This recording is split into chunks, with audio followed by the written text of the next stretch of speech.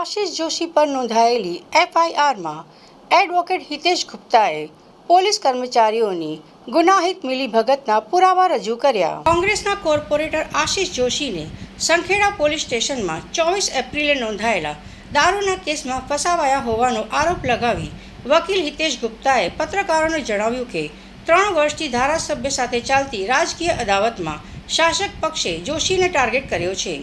બુટલેગરને બચાવવા જોશીને ફસાવવામાં 5 પોલીસકર્મીની સંડોવણી છે, જેને ગૃહમંત્રી પોલીસ વડાને ફરિયાદ કરી છે.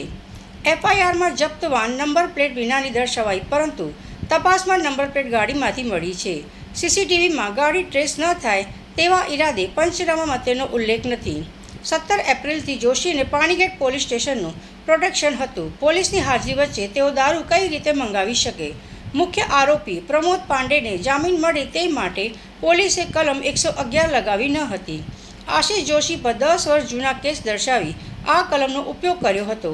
પકડાયેલી 299 દારૂની બોટલો અને 25 પેટી ક્યાંથી આવી તેનું મૂળ હજુ અકબંધ છે. આ મામલે પીઆઈ જેયુ ગોહિલ સહિત 5 પોલીસકર્મીઓ સામે કલમ 256, 257 અને 61 મુજબ ડીજીપી તથા ગૃહમંત્રી ફરિયાદ કરી છે.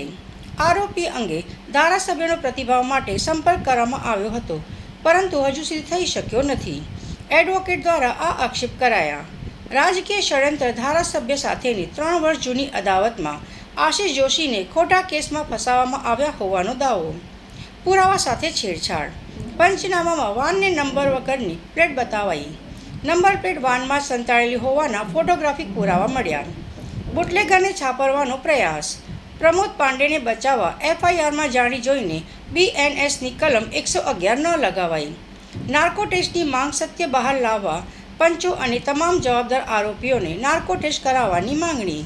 એટલે જ્યારે આ સમગ્ર મામલે પુરાવા એકત્રિત કર્યા છે. હવે પુરાવા એકત્રિત કર્યા પછી અમે કુલ 5 આરોપીઓ, જેમાં પોલીસ ઇન્સ્પેક્ટર જેયુ ગોહિલ,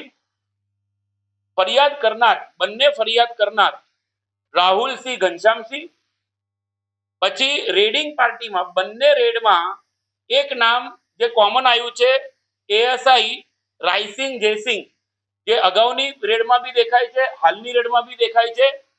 પછી ઇન્વેસ્ટિગેટિંગ ઓફિસર જેમનું ફરિયાદમાં જ નામ છે એ છે વિજયકુમાર દીપસિંહ બારિયા. અને આ બંને ફરિયાદોમાં એક ખૂબ જ મહત્વનું નામ જે આવી રહ્યું છે કે જે પીએસઓ કહી શકીએ, પોલીસ સ્ટેશન ઓફિસર, કે જે સ્ટેશન ડાયરીમાં એન્ટ્રી કરે અને સ્ટેશન ડાયરીમાં એન્ટ્રી કરીને ગુનો રજીસ્ટર કરે. આ બંને ફરિયાદમાં જ જણાવેલું નામ, કે બંને ફરિયાદો જેમાં ગુનો રજીસ્ટર કરનાર પીએસઓ કોણ હતા, તો આ બંનેમાં એક જ નામ આવી રહ્યા છે, જે નામ છે પીએસઓ તરીકે બાબુભાઈ ગોરધનભાઈ પરમાર. એટલે સંખેડા પોલીસ સ્ટેશનના કુલ રાહુલસિંહ ઘનશ્યામસિંહ, રાયસિંગ જયસિંહ,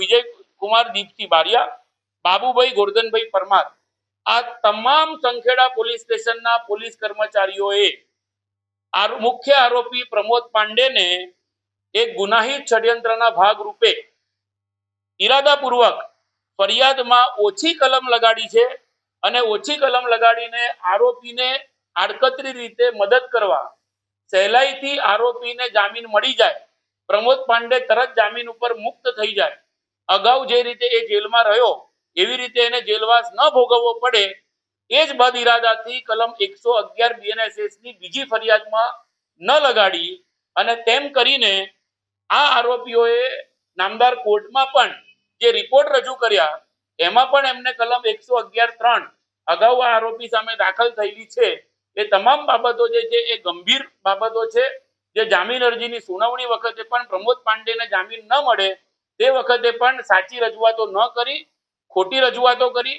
અને એટલે આ તમામ આરોપીઓએ ભારતીય ન્યાય સંહિતાની કલમ 256 અને 257 અને ગુનાહિત ષડયંત્રની કલમ 61 મુજબનો સ્પષ્ટ ગુનો કરેલ છે એ પ્રસ્થાપિત થાય છે આ તમામ દસ્તાવેજો ધ્યાને લેતા.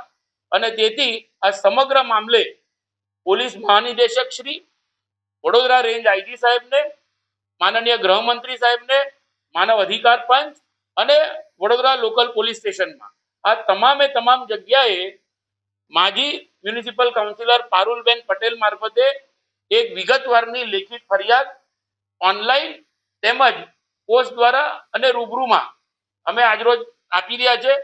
આ સમગ્ર મામલે જે પ્રકારે પોલીસે ગુનાહિત પ્રવૃત્તિ કરી છે એમાં આ સરકાર તરફે થયેલી બંને ફરિયાદોમાં બદ ઇરાદાપૂર્વક જ આખું આ એક ષડયંત્ર રચવામાં આવ્યું છે. અને પોલીસના આગેવાનો એવું કહેતા હોય છે કે કાયદામાં રહેશો તો ફાયદામાં રહેશો.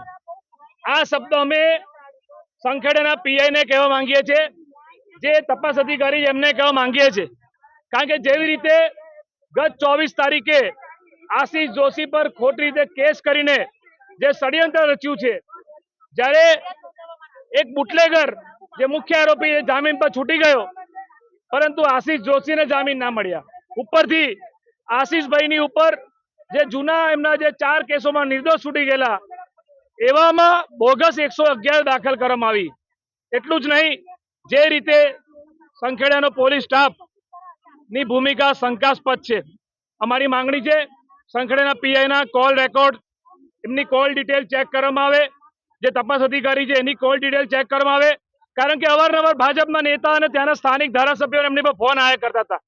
અને જે મારુતિ વાનમાં આ લોકોએ બતાવ્યું છે કે જેમાં એ દારૂ લાયા હોય, તો એ મારુતિ વાન અમે જ્યાં સંખેડા પોલીસ સ્ટેશનમાં જોઈ કે કઈ સ્થિતિમાં પડી છે. એના ફોટા પણ અમે અમારા વકીલે રજૂ કર્યા છે. વાત એવી છે કે ચૂંટણીમાં હાર ના પચાવનારી ભારતીય જનતા પાર્ટી, કારણ કે એમને તો સામ દામ દંડ ભેદ કરીને ભાજપને ચૂંટણી જીતવી હતી. વડોદરાની પ્રજા જાણે છે કે ભાજપ કેવી રીતે ચૂંટણી જીત્યું છે. આમ તો અમારા વડોદરાના તમામ ઉમેદવારોને પોલીસ દ્વારા, સ્થાનિક અસામાયિક તત્વો દ્વારા હેરાનગતિ થતી હતી. પરંતુ વોર્ડ 15માં જ્યારે કોંગ્રેસ તરફી માહોલ હતો અને આશીષ જોશી આખી પેનલ જ્યારે જીતવાની હતી, નીલમ શ્રીવાસ્તવ હોય, પારુલબેન પટેલ હોય, ત્યારે આ લોકોએ આ 24 તારીખે ચૂંટણી પહેલાનો એક કેસ કરાયો. એટલું નહીં, કાઉન્ટિંગના દિવસે પણ પોલીસ ત્યાં હાજર હતી. અને જે દિવસે દેશના પ્રધાનમંત્રી વડોદરા 11 તારીખે, ત્યારે પણ સંખેડાના પોલીસ વાળા આવીને પાણીગેટ પોલીસને લઈ ગયા, એમનો સ્થાનિક એમનો જવાબ પણ લીધો.